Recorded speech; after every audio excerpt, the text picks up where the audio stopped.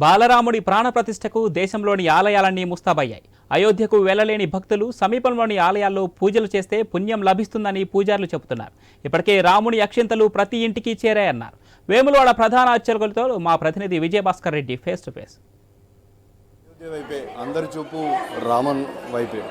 ఒకరు కాదు, ఇద్దరు కాదు, యావత్ ప్రపంచమంతా కూడా ఇప్పుడు అయోధ్య వైపే చూస్తూ ఉంది. ముఖ్యంగా మరికొన్ని గంటల్లో ప్రారంభమయ్యేటువంటి రామ మందిరం ఎన్నో ఏళ్ళ కళ.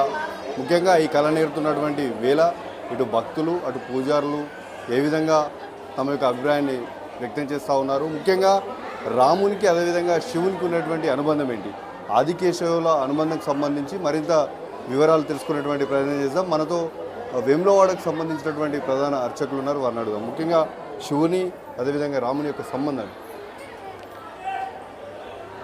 శివాయ విష్ణు రూపాయ శివరూపాయ విష్ణవే అనేది మనకు శాస్త్రం. అంటే మన సిద్ధాంతం ఏదుందో భగవంతుని అర్చించేటువంటి విషయాల్లో అద్వైతమైనటువంటి సిద్ధాంతం. అంటే శివుడు వేరు విష్ణువు వేరే అనేటువంటి భావం లేదు, మనకు అద్వైతం, ఇద్దరు కూడా సమానమే. విశేషించి విష్ణువు యొక్క అంశ రాముడు. ఆ రామావతారం సంపూర్ణమైనటువంటి పరిపూర్ణ అవతారం విష్ణుమూర్తిది. అటువంటి రామావతారం మానవావతారం ఎత్తాడు. ఎందుకంటే కారణం ఏమిటంటే రావణాసురుడు తృణభూత హితామన్యే ప్రాణిషో మానుషాదయ అని మనుషుల గురించి నేను అడుగుతానా, అసలు మనుషులు నన్నేం చేయగలరు అని చెప్పి ఒక తృణప్రాయంగా చీస్కరించుకునేటువంటి సమయంలో మనిషి యొక్క గొప్పదానాన్ని చాటి చెప్పడానికి పురుషోత్తముడు ఎలా అవుతాడో చెప్పడానికి వచ్చినటువంటి అవతారం అది పరిపూర్ణమైనటువంటి అవతారం రామావతారం. అటువంటి రామచంద్రమూర్తి మానవుడిగా ఎన్ని రకములుగా మనం ఇబ్బంది పడతామో, ఎన్ని రకాలుగా బాధలు పడతామో, ఎన్ని రకాలుగా అనేక రకములైనటువంటి అనుభవాలు మనకు ఒక మనుషునికి ఎలా జరుగుతాయో అవన్నీ కూడా అనుభవించి రావణ సంహారం చేసినటువంటి పరిపూర్ణ అవతారం రామావతారం. అటువంటి రామచంద్రమూర్తి ప్రతినిత్యం కూడా ఈశ్వర ఉపాసన చేసినటువంటి మహానుభావుడు. అందుకే మనకు రామేశ్వరంలో రామచంద్రమూర్తి ప్రతినిత్యం కూడా ఈశ్వర ఉపాసన చేశాడు. కాబట్టి విష్ణు అవతారంలో కూడా మనకు నేత్రార్పణేశ్వరాలయం అనేటువంటి తమిళనాట మనకు కనబడుతుంది. అంటే ప్రతినిత్యం కూడా లింగోపాసన చేసినటువంటి మహా విష్ణువు ప్రతినిత్యం సహస్రనామార్చన చేస్తుంటే ఒకానొక సమయంలో 999 పూలు మాత్రమే ఉంటాయి. అటువంటిది ఆయన కమలాక్షుడు కాబట్టి ఆ ఒక్క పువ్వు కొరకు తన యొక్క నేత్రాన్ని కూడా అర్పించినటువంటి స్వామి విష్ణుమూర్తి. అలా రామచంద్రమూర్తి ప్రతినిత్యం కూడా ఈశ్వరోపాసన చేసినటువంటి మహాభక్తునిగా విష్ణువు యొక్క అవతారంగా పరిపూర్ణమైనటువంటి మానవావతారంగా వెలిసినటువంటి అవతారం రామచంద్రమూర్తి యొక్క అవతారం. విశేషించి వేములవాడ క్షేత్రంలో కూడా అద్వైతం. ఎందుకే మొదటి నుంచి కూడా ఈ క్షేత్రంలో శివ కళ్యాణం కంటే కూడా రామ కళ్యాణమే జరుగుతుండేది. కారణం ఏమిటంటే ఈ క్షేత్రంలో విష్ణుమూర్తి అయినటువంటి అనంత పద్మనాభ స్వామి అలాగే రాజరాజేశ్వర స్వామి ఇద్దరు కూడా వెలిసినటువంటి క్షేత్రం ఇది. కాబట్టి ఇది హరిహర క్షేత్రం. ఈ హరిహర ప్రతీకగా రాముని యొక్క కళ్యాణం చేస్తారు. ఇక్కడ అందరూ కూడా అది శివ కళ్యాణంగా భావించి సమస్త లక్షలాది భక్తులందరూ కూడా ఈ క్షేత్రానికి వచ్చి స్వామిని దర్శించుకుంటారు. కాబట్టి శివుడు వేడు రాముడు లేదు. మనకి విష్ణువు శివుడు ఇద్దరు కూడా ఏకరూపులే. అవసరాన్ని బట్టి అక్కడ ఉండేటువంటి పరిస్థితిని బట్టి అక్కడ ఉండేటువంటి రాక్షస సంహారాన్ని అనుసరించి అవతారమూర్తులుగా త్రిమూర్తులుగా ఉండేటువంటి బ్రహ్మ విష్ణు మహేశ్వరుల యొక్క అవతారముల రూపంలో మనకు ఇన్ని రకాలుగా కనబడతాయి. అటువంటి రామచంద్రమూర్తి యొక్క ఆలయ నిర్మాణం మనం చూస్తున్నామంటే మన అందరికీ కూడా అది కన్నుల పండుగ. కొన్ని వేల ఏళ్ళు తపస్సు అది. ఎందుకంటే స్వామి అయోధ్యలో జనించినటువంటి ఆ స్వామికి ఆలయం లేకపోవడం అనేది అది శోచనీయం. అటువంటిది మన అందరి యొక్క కళ సాక్షాత్కారం అవుతున్నటువంటి వేళ రేపటి రోజు మనం చూస్తూ ఉంటాం. కాబట్టి అక్కడ స్వామివారిని దర్శించేటువంటి మహద్భాగ్యం కూడా మనకు కలుగుతుంది. విశేషించి అయోధ్యలో జన్మించినటువంటి స్థలం కాబట్టి అక్కడ బాలరాముడుగా ఉంటాడు. అతని యొక్క విద్యాభ్యాసం ఇవన్నీ కూడా జరుగుతూ ఉంటూ రోజు ఈశ్వర ఉపాసన చేసినటువంటి విధానం మనకు అక్కడ ఆ క్షేత్రం అంతా కనబడుతుంది. కాబట్టి రాముడు విష్ణువు ఇద్దరు ఒకరే. ఓం స్వస్తి. 22 రోజున అక్కడ అయోధ్యలో ప్రాణప్రతిష్ఠానికి ముహూర్తం చేయడం జరిగింది. చక్కగా అభిజిత్ వేళ ఆ ముహూర్తం నిర్ణయించారు పండితులందరూ కూడా. ఆ సమయంలో చక్కగా విశేషంగా లగ్నం యొక్క పరిపక్వత పరిపుష్టి ఉండేటువంటి ముహూర్తం అది. ఆ ముహూర్త వేళ అభిజిత్ ముహూర్త వేళ రేపు ప్రతిష్టా కార్యక్రమం జరుగుతుంది. కాబట్టి మనమందరం ఆ క్షణానికి రామచంద్రమూర్తి దగ్గరికి అక్కడ అయోధ్యకు వెళ్ళలేకపోయినా మన పరిసరాల్లో ఉండేటువంటి ఆ రామచంద్రమూర్తిని దర్శించినా కూడా మనకు సమస్త కోరికలన్నీ కూడా నెరవేరితే మనకు చక్కగా ముక్తి కూడా లభిస్తుంది. సో మొత్తానికి ఇప్పటికే ఉమ్మడి కరీంనగర్ జిల్లా వ్యాప్తంగా కూడా రాముని అక్షంతల పంపిణీ జరిగింది. 22వ తేదీ రోజున ఆయా గుళ్ళల్లోకి వెళ్ళి పూజలు నిర్వహించిన రాముని దగ్గరికి వెళ్ళి పూజలు నిర్వహించినటువంటి భాగ్యం కలుగుతుందని చెప్పేసి ఉమ్మడి కరీంనగర్ జిల్లాకు సంబంధించినటువంటి పంతులు, అదేవిధంగా వేములవాడ అర్చకులు చెప్తున్నటువంటి నేపథ్యం అయితే మనం ఉమ్మడి కరీంనగర్ జిల్లా వ్యాప్తంగా చూడవచ్చు. కెమెరా పర్సన్ ప్రేమ్తో కలిపి విజయభాస్కర్ రెడ్డి, ఐ న్యూస్, కరీంనగర్ జిల్లా.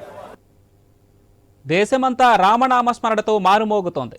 అయోధ్యలో బాలరాముడి ప్రాణప్రతిష్ఠ దేశానికి తలమానికమని విశాఖ జిల్లా రామభక్తులు అన్నారు. బాలరాముడి ప్రాణప్రతిష్ఠ జరగడంపై హర్షం వ్యక్తం చేశారు. దీనిపై మరింత సమాచారం మా ప్రతినిధి రాజు అందిస్తారు. రామ నిర్మాణ మందిరం సంబరాలు నడుస్తున్నాయి. దేశవ్యాప్తంగా కూడా రామనామంతో ఈ రోజు అయితే ప్రజలందరూ కూడా ఒక సందడి వాతావరణం, పండుగ వాతావరణం నెలకొంది. ఒకవైపు శోభాయాత్రలు జరుగుతున్నాయి, మరోవైపు ఆలయాల్లో ప్రత్యేక పూజలు జరుగుతున్నాయి.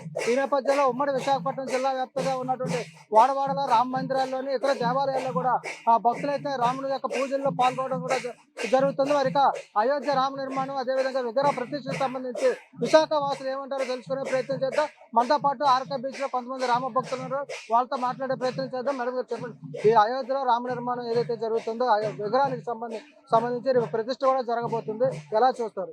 జై శ్రీరామ్. 500 సంవత్సరాల తర్వాత బాలరాముడు మనకి అయోధ్య చేరుతున్నాడు. తన జన్మభూమైన ముస్లింస్ నవాబులు 500 సంవత్సరాలుగా ప్రతిసారి మన హిందూ చరిత్రను చెరిపేయాలని, అక్కడున్న అపార సంపదను కొల్లగొట్టాలని వేల సార్లు 16-17 సార్లు ఒక్కొక్కరు దండయాత్ర చేసిన చరిత్ర ఉంది. అలాంటి దాని మీద ఈరోజు మనం విజయం సాధించాము. దీన్ని హిందూ సాంప్రదాయానికి ప్రతీకగా తీసుకొని రేపు ఉదయం 12:30 టైంలో బాలరాముడు ప్రాణ ప్రతిష్ఠ జరుగుతుంది.